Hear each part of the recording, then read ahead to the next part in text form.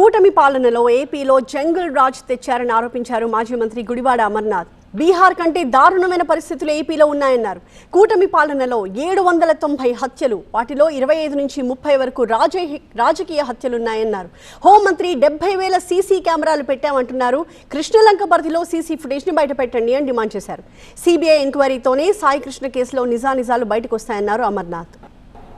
ప్రభుత్వాన్ని నిలదీస్తూ తక్షణమే దీని మీద సిబిఐ ఎంక్వైరీ జరిగితే తప్ప వాస్తవాలు బయటికి రావు. చివరికి ఆ తల్లికి ఆ బిడ్డ తాలూకా బూడిదన్నా కనీసం చేతికి రాదు అనేటువంటి విషయాన్ని తెలియజేయడం జరిగింది. ఒక జంగిల్ రాజుని ఈరోజు రాష్ట్రంలో నడుపుతా ఉన్నారు.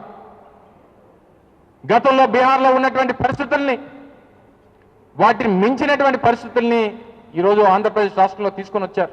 నిన్న హోంమంత్రి గారు చాలా గొప్పగా చెప్తా ఉన్నారు వారి పత్రికా సమావేశంలో. 2 సంవత్సరాలు మా విజయాలని చెప్పి 70,000 సీసీ కెమెరాలు రాష్ట్రంలో పోలీస్ శాఖ కొత్తగా ఏర్పాటు చేశామని చెప్పి. తీయండి కృష్ణలంక తాలూకా టోటల్ రా ఫీడ్ అంతా కూడా, సీసీ కెమెరాల తాలూకా ఫీడ్ అంతా తీయండి. మే 9వ తారీఖు నుంచి మొన్నటి వరకు జరిగినటువంటి ఫీడ్ అంతా కూడా బయటికి తీసి ప్రజల ముందు పెట్టండి. మొన్న ఎక్కడో ఎవరో దొరికితే ఆ క్రెడిట్ మాకు ఎవరో తీసుకోండి, దీనికి కూడా క్రెడిట్ తీసుకోండి మీరు.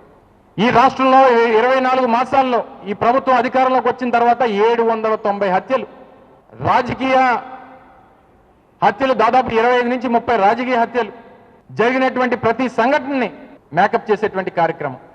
నిన్న లాకప్ డెత్ జరిగితే దాన్ని మేకప్ చేసేటువంటి కార్యక్రమం. డిఎస్సిలో అక్రమాలు జరిగాయి, అన్యాయాలు జరిగాయనంటే దాన్ని అమర్నాథ్ ఏవో వ్యాఖ్యలు చేశాడు, దాన్ని మేకప్ చేసేటువంటి కార్యక్రమం. ఇంకా మీరు దేన్ని మేకప్ చేసేటువంటి పరిస్థితులు లేవు.